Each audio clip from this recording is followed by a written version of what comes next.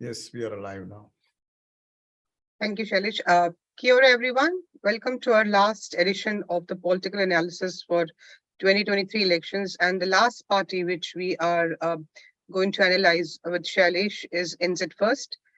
Thanks again, Shailesh, for coming over and giving your knowledge and wisdom to everyone to make an informed decision. So NZ First, it is Shailesh now. Yes, thank you very much, Sheerali, once again for this last episode of the fourth political party, that which is one of the major politic party is coming up, because they were not there anyone last term, but then they have emerged us once again. But they have been a long-standing political party in Z First, and I think Winston Peters has been absolutely instrumental in taking his party through this level. But also working in this last few decades, they have worked with every political major party, whether it's national, whether it is Labour, they have worked with them. So this time they are coming up with lots of different views and different things, because he has seen different governments operating in a different style, and then they have supported him in that environment. But to this term, for all the viewers and listeners, it's very important. Even though we say that he's a minor party or he makes a kingmaker all this term, because three times in the last decades that he has been since his party, he has been three times instrumental as a kingmaker for make or break of the major political party, but still making sure. And he was, I probably think he's one of the also areas where he was involved in the COVID time. And that's something that is definitely very interesting, that he was also a part and parcel of that environment that New Zealand went through. So again, even though he is a party that is can be, called themselves that, okay, he doesn't allow or he has got his own way, but still he is also looking after the nation that he has looked after for our country. So we are going to talk a little bit about that. But I personally feel, in my view, NZ First has been there for many years. NZ First is a party that stands for certain things. They were always standing for, there was a perception or a concept for them, was they are looking after the local people, rather than the migrants or immigrants. But that's a perception. Then again, they were looking after the seniors, and they made lots of policies around those people, which was also quite instrumental, and it is still continuing. That means those policies were absolutely good, that we have continued. All major political parties have continued with that. So nothing wrong in that. But the question this election, for all the listeners, I think from my point of view, is they will be definitely coalition. They have never been as a major party. So they will have to support someone. And I think they have made it very clear in their website that they won't be working with Labour, but, Yes. but they might work with ACT, not also national, but ACT. And ACT will be a part of national. So again, there is a link between them. So they don't, I mean, what I could see, that he doesn't want to work with national or Labour, but he wants to make it ACT, but he knows that ACT will be supporting national. So again, that's again that the voters have to decide and listen to it, that it is not about he's supporting Labour, national or anything, or ACT, but he is going with some agreement with ACT, so that ultimately he is a part of the government with national, the way things are going at the moment, that they could form a government. So having said that, I think, Sheerali, to me, NZ First has always been like a development of the New Zealand, but this time they are saying it is better for everyone. It is not for just seniors. It is not for just Maoris. It is not for just one race, religion. It is for everyone. Better future for everyone. That's probably is one of the things that they are going ahead with that concept. Which is good, and which is absolutely nice to see that all political parties wants to work for everyone and not for one community or one diversity, which is definitely a good democracy in terms of that.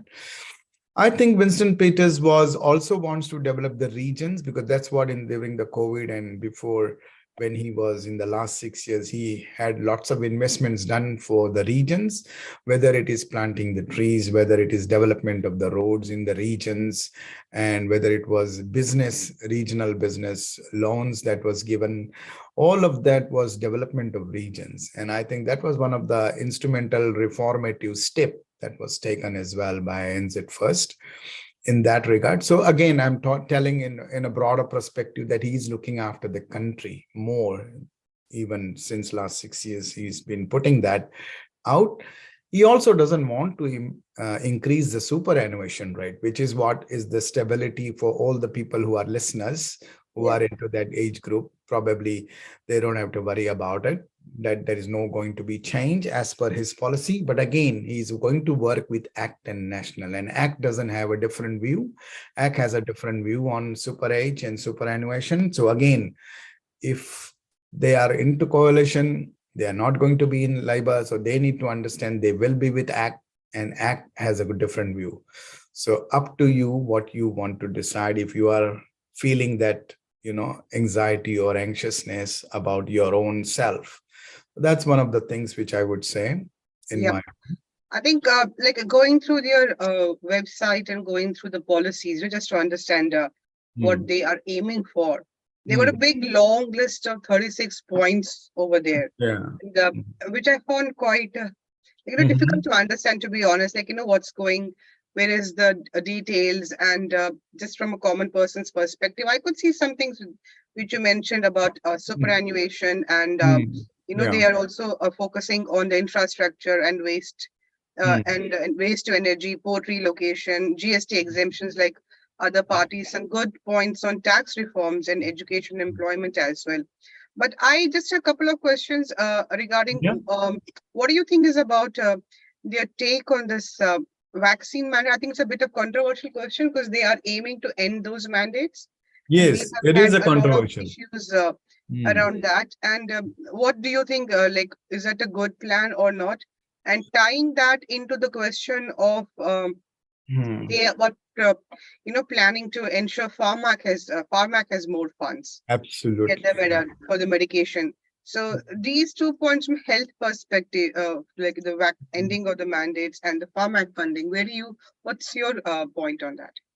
Yeah, it's a very, very sensitive and very, very personal for everyone. When the COVID happened, everybody took it as a personal thing. Everybody took it as a personal mandate or a government mandate. There was a division already that do I have to, am I losing my freedom by following the government instructions, or can I challenge the government by asking the questions? And these were very dynamic times at that time.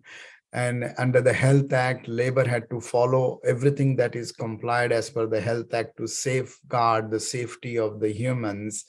And in that mix, vaccine came along, and vaccines was one of the ingredient to save health and safeguard people.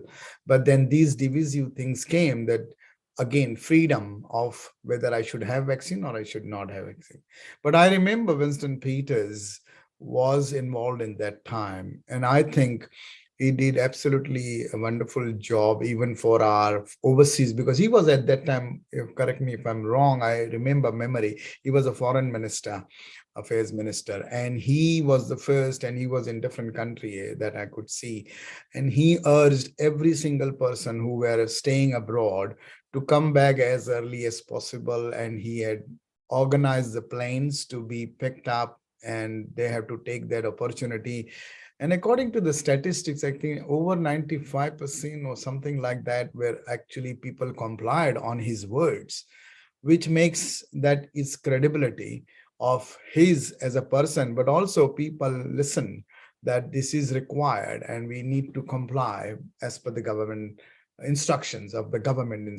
And so again, if people have followed that path, then they should be grateful and glad that we were the lowest of in the mortality of death.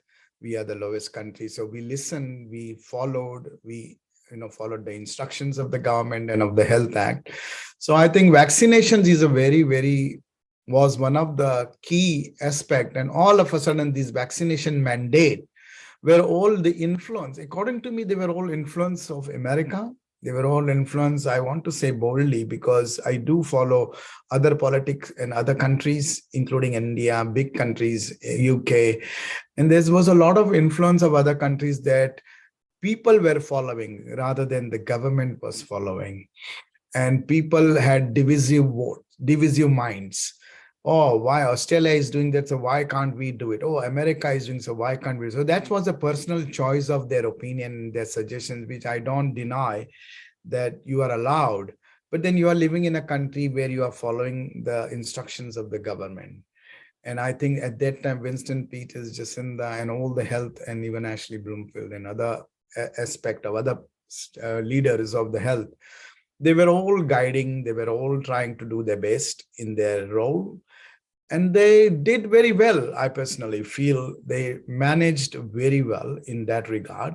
And there is no denying that everybody accepts that the first lockdown, the second lockdown, everything happened was for a reason. And we did manage to come out of it. So vaccines now, closing down the mandate is $1 million question, because if you heard today only, we got the news of Chris Hipkins getting COVID.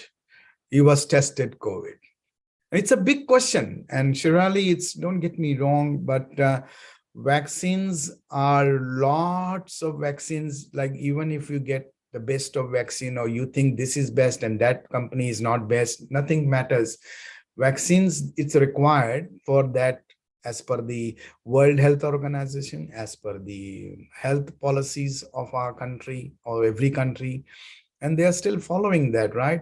Now, closing that mandate or completely eliminating that mandate once now that everybody is open, everybody is going, that's great. I mean, that's not a, ultimately it has to come to an end at some point. And not all diseases, or not all like COVID-19 or COVID like symptoms, they are not like forever. They come and they go. We humans are forever in terms of that. I personally feel as an evolvement of humans, we are better equipped and immune than the vaccines or than the diseases that come. The diseases come and go, but humans remain. They suffer, but they still evolve. They don't vanish. They don't decimate. Humans have not decimated, right? So I personally feel that this is a management of temporary, and this is what we'll keep doing. So with his vaccine mandates, he wants to eliminate, or he wants to stop it basically, so that people, because there were lots of things, Maoris were not happy. There were Africans who were not happy to take vaccines because in their culture, in their belief, it is not right to be taking anything that is allowed by the government instruction. So you can't change their mindset. There is a faith, there is a religion, there is a faith, and but then there is a science. So everybody believes, someone believes in science, some believes in faith, some believes in religion. But to all my listeners, I want to say that with my experiences and everything that I have seen so far, closing mandates or not closing mandates, it's not going to do any good or bad, because if this disease has to come, it will come back. Okay, we can't predict anything. As we saw today, Chris Hipkins got the COVID, so that means the COVID still exists, if that's the case. And if that's not, then there is something else, basically, right? So closing the mandates or not closing the mandates, I personally feel is not influence the voters or anyone, because that's a personal choice, personal decisions on personal opinions. And you can say yes, you can say no, or whatever, that's not going to influence anything, because ultimately it has to close one day or the other. It has been closed by the current government in a reality way, in a real sense way. It's just like legally they are going to put it off. That's what they want to do, which is fine, which is great. That's not a problem. But then again, if something happens, they will open up. So any of the day of the government will take the decision. So I don't think that's an influence on that. Your second part, coming back to the similar aspect related, is the Farm. Now, Farm is something that every political party has got, and Farm has been there for like few decades now, and they have been continually managing the New Zealand's health drugs, basically. And it is a very fascinating and a very good topic to, we can do a dwell on this pharmac, because whether it has worked during COVID, if pharmac was not there, and pharmac has been there for all these years, and they managed. So if pharmac has managed everything with going through that channel, but still, before COVID, there were lots of health issues. Drugs are not funded. It's not automatically has come up just after COVID. It has been available. Lots of drugs are not available. And again, it's a decision that pharmac is taking or the government is taking. So we have to analyze on that. Who is the boss here? Who is deciding what drugs to be given and bought for our health system?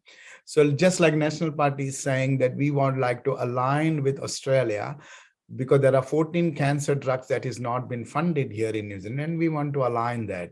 So that's a good thing from one party perspective. I personally feel what disease or what drugs our country people need is more important than aligning with any other countries. Okay, they may have that kind of drugs because there may be lots of cases around those diseases. We may not have those cases, so we have to go to the statistical data and everything. But in general, in my view, if you ask me, in the ideal world, we would like every single drug to be made available irrespective of whatever disease we have. And that's the bottom line that we should be aiming for. Like we say 100% vaccination, but 99% did it or 98% did it, that's a good result. Same thing, drugs should be available 98% whatever we have disease, okay? Because our disease don't come and tell us, we just get it basically. But the drugs are the one, the health policy, the health system allows us to get access. But if we are not getting that access, then that's a big issue for a first world nation. So pharmac or no pharmac, government needs to take those decisions. And I think Winston Peters, when he says that, okay, we want to remove pharmac, or we want to review pharmac, or we want to, make sure that the performance based, not just the drug based, but we need the performance. But rather than performance, we first need to make available all the drugs for all the issues. That's the focus should be, according to me, and not any political just aligning the drugs or getting some of the drugs for some ethnic groups or some political parties having a preferences for drugs. There is no choice or preference for drugs, if you ask me, Sheerali. I mean, what choice do I have if I got a disease that I should be allowed to die because there is no drugs available? That's the question I wanted to let the listeners know, that, pharmac is a big issue. Labor has been funding pharmac. National wants to fund pharmac, keep funding that. But political parties' focus should be not just keep funding and going. Their focus should be completely 100% immune to all the drugs. They should have all the drugs that we need as a humans, as a child, as a senior, as a middle age, as a teenage, whatever we have causes issues, we need to be looked after by the health system. That's what I feel. If it's a social welfare country, if it's a health free that we say, then that's the focus should be. So no pharmac or pharmac, the government needs to take the decision of the drugs, every drugs to be available. Absolutely. Does that make sense? Does that little bit? Yeah, I think that's pretty much covering all the bases. And as I said, that some out of the 36 points, they have got, very similar points to what we have discussed. Their ideology, stricter crimes, punishments for crime, and waste to energy, GST, tax reforms, employment focus, education curriculum, aged care funding. They've got a long list. COVID pandemic inquiry. They want to have an independent inquiry into the New Zealand's handling, which is like, something they are going to achieve. I'm not 100% sure what. And they want to hold the 2026 Commonwealth Games here in Christchurch. So I think that's something which is quite interesting. And the other points which are mentioned about their biodiversity, protection, TV point aluminium smeller, going to keeping that aquaculture exemption and UN declaration on indigenous rights, which is going to be quite contrary to what Act believes, with whom they are trying to partner with. Mm, And agricultural policy is also quite mm, strong. But yeah, just one last point, which I thought, yeah, which stood out for me quite interesting and different from other parties, was they mm, propose a referendum to switch to a 4-year parliamentary term, yeah, yeah, which is quite interesting. So, just to, very quickly, the last point yeah. from you. What do you think? Is that a good thing, or I think is it required? it's a brilliant idea, because I was a strong advocate a long time back, and when 2017, when Jacinda came, at that time it was a coalition of three political parties. But when the 2020 she got the mandate for the largest majority and the highest majority for any political party in the last 100 years, that in New Zealand, she gained that momentum. I remember my suggestions to the Labour Party members and to the MPs, and including Jacinda, that we should do 4 years term, because 3 years, when we saw during COVID, is less to do things. Okay. And if you ask me, America has got 4 years. 1 year just goes in the election and campaign mode, to be honest. So at least 3 years, and three is a good number. 3 years is good enough for a small country of 5 million population to actually do lots of things for them to cover up, rather than waiting for another term of 2 years to continue working. Because you literally work only 2 years, literally, if you look at it from an angle that I personally feel. The holidays, the all sorts of things that happens in a country in a year, they travel, their trips, and all sorts to develop and redevelop things, and to inherit the issues that they have got to resolve, and to identify new problems and all. It's a, I think, fair term for 4 years. India has got 5 years in largest democracy. Um, and if you call democracy, then at least we should have that many years for any government to run. 3 years is small. 4 years is a good term, because four means something that you can achieve few bullet points that you can complete. Now, if natural pandemic issues like this come, 2 years are gone, what are you going to do in spite of the majority? What's the government is supposed to do?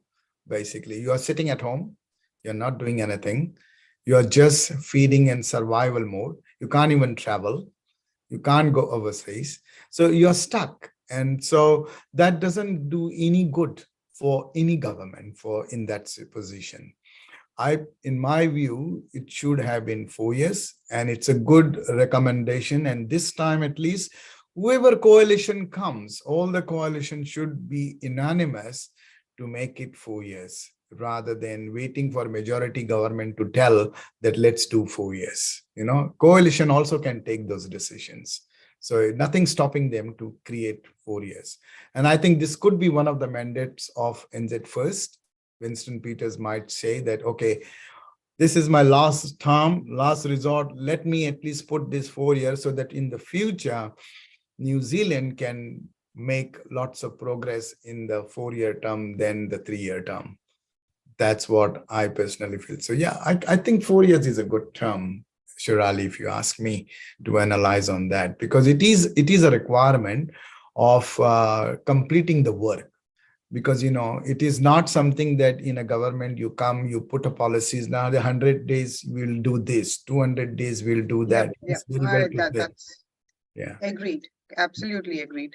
Yeah, I Mm. think that's what I wanted to have a key takeaway with respect to NZ First. And Yeah. all the best to all our listeners and viewers from tomorrow. And as Mm. Shailesh has been repeatedly saying in every episode, that Yeah. doesn't matter which party you support, doesn't matter, do take your decisions, take informed decisions, but Mm. please do vote. Yeah, Thank you. absolutely. And one last point I wanted to say, Shirali, is like, as I was saying that, no farmag, no mandate, no vaccine, doesn't matter. These are all gone now, Yeah. past. Don't dwell on past much. So when Winston Peters says, yes, we want investigation to do the, COVID vaccine, whatever happened at that time and what was the result and all that, he wants to put an investigation and inquiry into lots of things. It's all very well good, but that past has happened. You can't change it. You can only Yep. penalize. Let's be future oriented. Absolutely. Let's I be think a little future bit, focused. I would just add one thing, Shailesh Bagwe, I'm not Hmm. talking about a full-fledged inquiry, but it might be good to learn what could have Oh, been yeah, yeah, of better, course. 100%. so that we don't repeat the mistakes. Because as you Absolutely. said, yes, I'm sure that there would be much more unfortunate Mhm. calamities or pandemics like this. So something, if the inquiry is being done in terms of understanding what went wrong and what could have be done better, then Yeah, all for it. But doing an inquiry just for the sake of inquiry, I don't think it's going to correct, make any benefit to anyone. correct. Yep. Yeah, Excellent. Thank you, absolutely. Shailesh. Yeah, thanks for that point. Yes, yes. So just to clear to all the listeners that, work on the future, work on the current first, because what is the need of the hour? And what, as you said, we started with like, survival mode and then the thriving mode. So we want to thrive. We just don't want to survive. And thriving is looking back is always good, what mistakes we did, but we should not be spending our energy and time more into those. We can just learn from those Yeah. and take it in the current moment and put it out in the future so that we don't repeat those mistakes, but we actually overcome those mistakes. And that's something that I want to leave to the listeners to take your decision. Past you may have voted someone, future you may will vote someone, today you are going to vote someone, but don't dwell on what happened in the past or what happened in the future, what will happen. Live in the current moment. That's my simple message. And in the current moment, what is your requirement? What are your needs? What are the government needs? What are the country needs? That's what you need to. What are your kids' needs now? Whatever it was happening before, it didn't happen for your kids, doesn't matter, it's gone. Whatever is going to happen in the future for your kids and your family is important. But before that, what is happening now to your family and kids is more important than the future. So look into that aspect, put it out there for yourself in the current moment, and then take your decision and consciously vote. But please vote to any party that you like or any person that you want to be in this role, because at the end of the day, this is what is going to make a difference to you, not to these political parties. Again, I stress this point, Sheerali.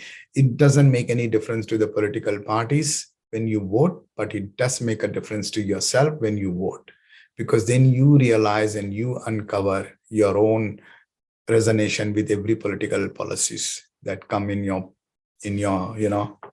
stride, basically.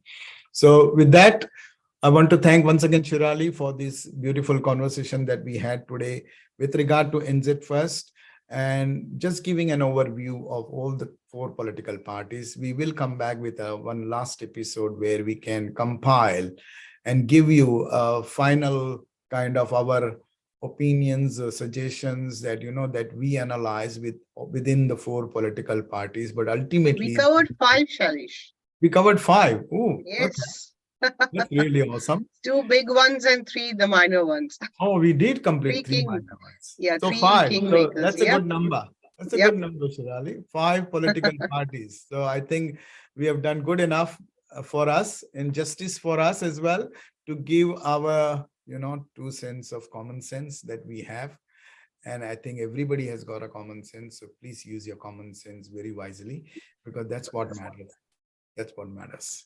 With that, thank you so much once again. And we will come back with some other episodes, with some other things with regard to that. Yeah. Yep. Thank you, Shalish. Thank you very much for being with us.